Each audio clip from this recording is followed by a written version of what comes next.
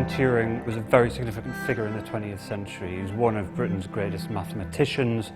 He was a codebreaker. He was a philosopher. He died in 1954, aged just 41. He touched so many aspects of science, of technology, and of our everyday lives today that we wanted to look at his life and his legacy here in the 21st century.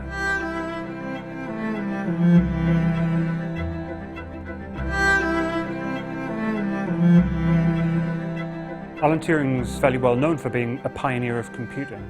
He designed specifications for a universal computer that you can program to do pretty much anything in 1945.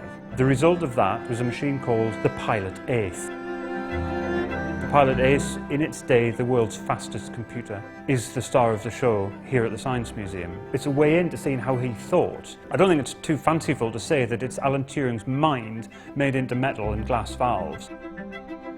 As soon as the Pilot Ace computer was running successfully, people wanted access to it to solve problems. The world's first passenger jet airliners were called Comets, and they were the future. The public absolutely loved flying in them. Tragically, in 1954, one of these Comet jets exploded in mid-air, crashed into the sea. Everyone on board was killed. It was a race against time because there was a fundamental design flaw. The wreckage was salvaged out of the sea, and the Pilot Ace was put to use. Millions of measurements needed to be crunched, and it was the Pilot Ace that found out what the problem was.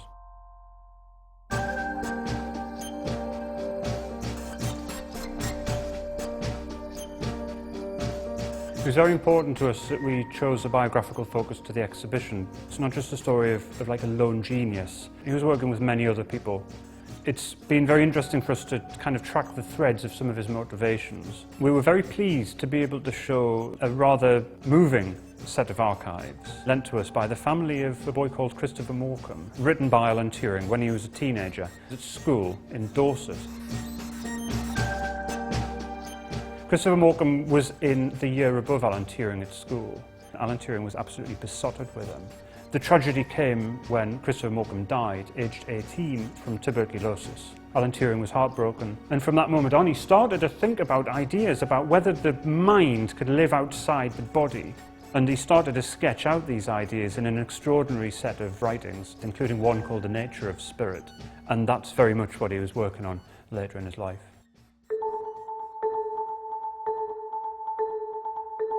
In 1951, Alan Turing visited the Science Museum with a group of friends. One of the exhibits that he came to see was a set of cybernetic tortoises invented by somebody he knew quite well, William Gray Walter. They kind of chase light and they'll avoid obstacles and so on. And Turing was really taken by them. When he visited, he was able to work out how they operated.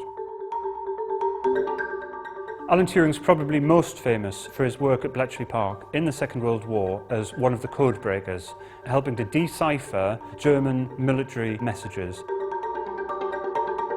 Alan Turing's contribution to it was to solve a problem known as the naval enigma. These were enigma machines which would turn plain text into what looks like gobbledygook.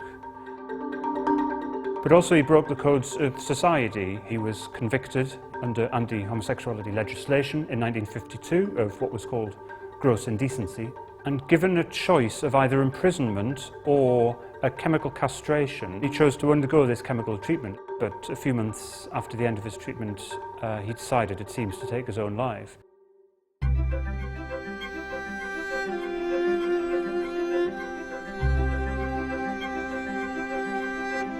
Alan Turing's work was so diverse that it's kind of hard to track exactly what the legacy is today. But every time we use a computer today, we're enjoying the legacy of Alan Turing and other computing pioneers. I mean, it's not just computers on desks, it's absolutely everywhere. It's embedded in the 21st century.